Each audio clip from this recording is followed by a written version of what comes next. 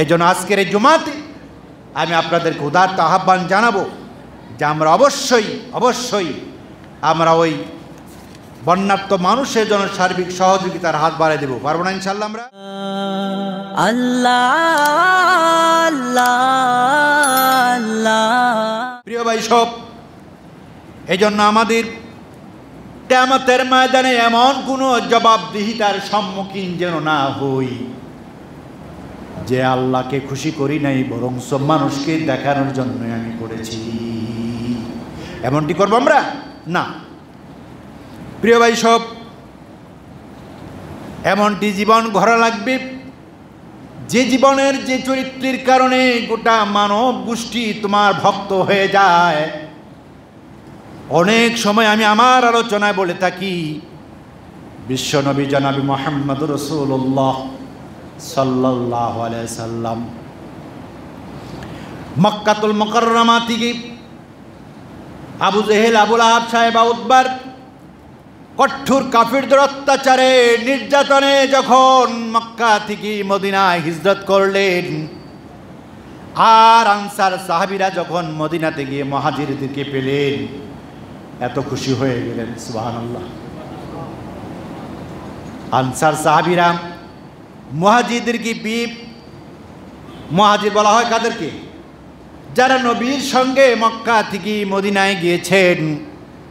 আর answer বলা হয় তাদেরকে যারা মদিনার মানুষগুলো এই মক্কাবাসীদেরকে খেদমত করেছিলেন।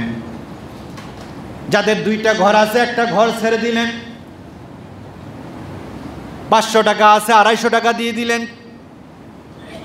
যত সম্পদ আছে সবগুলো ডিস্ট্রিবিউট করে দিলেন, ওই মক্কার মুহাজির ভাইদেরকে সহযোগিতার হাত বাড়ায় দিলেন। বলল, ভাই তোমরা অনেক দূরে থেকে আসছো, শুধু খালি হাতে আসছো, তোমাদের তো কিছু নাই। এই যে বন্যার্ত মানুষ মিডিয়ার মাঝে দেখি, বলে এক কাপড়ে আমি আজকে 4 দিন যাব দাঁড়িয়ে আছি, আমার কোনো ঘর নাই, আমার কোনো কাপড় নাই, বস্ত্র নাই, খাবার নাই। এমন মিডিয়াতে আমরা দেখতে পাই কি পাই না? মক্কার কাফেরদের অত্যাচারে যখন নবীজির সাহাবীরা নবীর সঙ্গে মদিনায় হিজরত করেছিলেন, মদিনার সাহাবীরা বললেন, তোমাদের আর কি কোনো কিছু নাই? বলো না, কোনো কিছু নাই। মক্কার কাফেরদের অত্যাচারে আমরা গভীর রাতে পলায়ন করে আসছি। মদিনার সকল মানুষগুলো এত উদার, এত ভালোবাসা তাদের মাঝে, যা যা ছিল সব দিয়ে বলল, ভাই নাও, কোনো কষ্ট পেও না, তোমার আমার যত কিছুই করি না কেন সব আল্লাহকে রাজি খুশি করার লক্ষ্যে করে দিলাম। আমরাও যদি বন্যার্ত মানুষের পাশে আমাদের সম্পদ দিয়ে, আমাদের টাকা পয়সা দিই, তাদের পাশে দাঁড়াই, আল্লাহ তাআলা হয়তোবা ওই আনসার সাহাবীদের মতো সব আল্লাহ তাআলা আমাদের আমলনামায় লিখে দিবেন। ঠিক কি না? সুবহানাল্লাহ, সুবহানাল্লাহ। প্রিয় বন্ধুগণ আমার, নবী আরবি সাল্লাল্লাহু আলাইহি সাল্লাম দীর্ঘদিন 10টি বছর মদিনাতুল মুনাওয়ারায় অবস্থান করলেন। যুদ্ধের দামামা বেজে বেজে আস্তে আস্তে সকল মানুষগুলোকে ইসলামের পতাকা ধরে নিয়ে আসলেন। কাফেররা ধ্বংস হয়ে যাওয়া শুরু করলো। একটা পর্যায়ে মক্কা বিজয় করার জন্য যখন মক্কার পথে রওনা দিলেন, আর মক্কা এসে হাজির হয়ে গেলেন, কাফেররা পলায়ন শুরু করে দিল। মুহাম্মদ আজকে মক্কা ঢুকতেছে, আমরা যারা অত্যাচার করেছি, নির্যাতন করেছি, তাদেরকে তো আর বাঁচাবে না। এমনটি ভয় পেয়ে তারা মক্কা পদত্যাগ করা শুরু করলো, মক্কা ছেড়ে অন্যত্র পলায়ন শুরু করলো। যে যেমনি পা সেখানে বাঁচার চেষ্টা শুরু করলো। আল্লাহর নবী বললেন, সাহাবায়ে কেরাম, গোটা মক্কার কাফেরদেরকে জানায় দাও, কালেমা পড়ে যদি যারা যারা মুসলমান হবে, তাদের কোনো ভয় নাই, তাদের কোনো চিন্তা নাই, তাদের উপর কোনো অন্যায় হবে না, তাদের উপর কোনো জুলুম হবে না, তাদের উপর কোনো শাস্তি অবধারিত হবে না। কিন্তু যারা কালেমা পড়ে মুসলমান না হবে, তাদেরকে অবশ্যই শাস্তির আওতায় আসা লাগবে। তারপরে কাফেররা পলায়ন শুরু করলো। বিশ্বনবী জনাবে মুহাম্মদ রাসূলুল্লাহ সাল্লাল্লাহু আলাইহি ওয়াসাল্লাম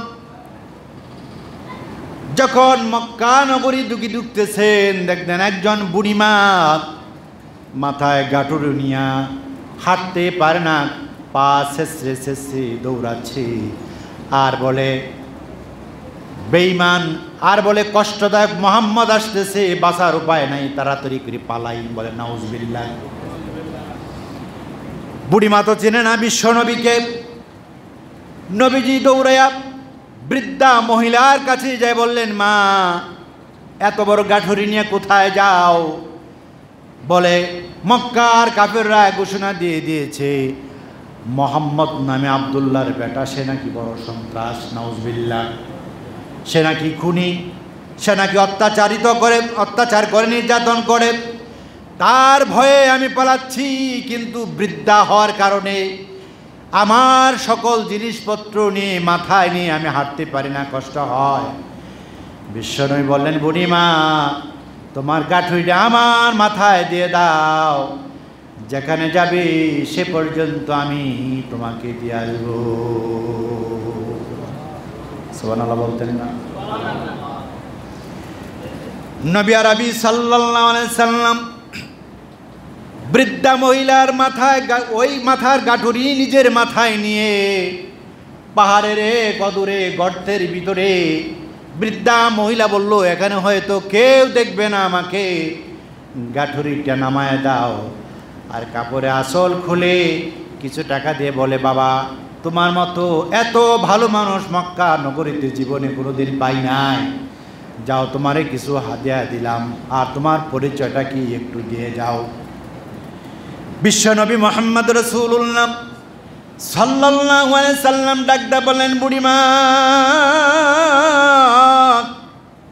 যার বয়ে তুমি পলায়ন করে যাচ্ছ, আমি হলাম সেই আব্দুল্লাহর বেটা মুহাম্মদ রাসূলুল্লাহ সাল্লাল্লাহু আলাইহি সাল্লাম। বৃদ্ধা মা ডাকদা বলে, বাবা তুমি যদি সেই মুহাম্মদ হও, তোমার আচরণ যদি এটা হয়, আল্লাহর কসম করে বলি তুমি কোনোদিন খুনি হতে পারো না, মানুষকে কষ্ট দিতে পারো না। মক্কার কাফেররা সব আমাদেরকে ভুল ইনফরমেশন দিয়েছে, দেরি করো না, কালেমা পড়ে আমাদের মুসলমান বানায় দাও। আমরা হলাম সেই নবীর আদর্শের সৈনিক। আমরা এত কষ্ট করেছে নবীজি, আর বৃদ্ধা মহিলার সাথে রসুল কি আদর্শ দিয়েছেন, কি শিক্ষা অর্জন করতে শিক্ষা দিয়েছেন আমাদেরকে, সেই আদর্শের সৈনিক যদি আমরা হই, তাহলে এখন তো আমাদের প্রত্যেকটা, আমরা যারা এখানে আছি, প্রত্যেকটা মানুষের ঈমানি দায়িত্ব হচ্ছে ওই বর্ণাঢ্য মানুষের পাশে দাঁড়ায়া রসুলের আদর্শের সেনা পরিচয় দেওয়া। ঠিক কিনা বলে?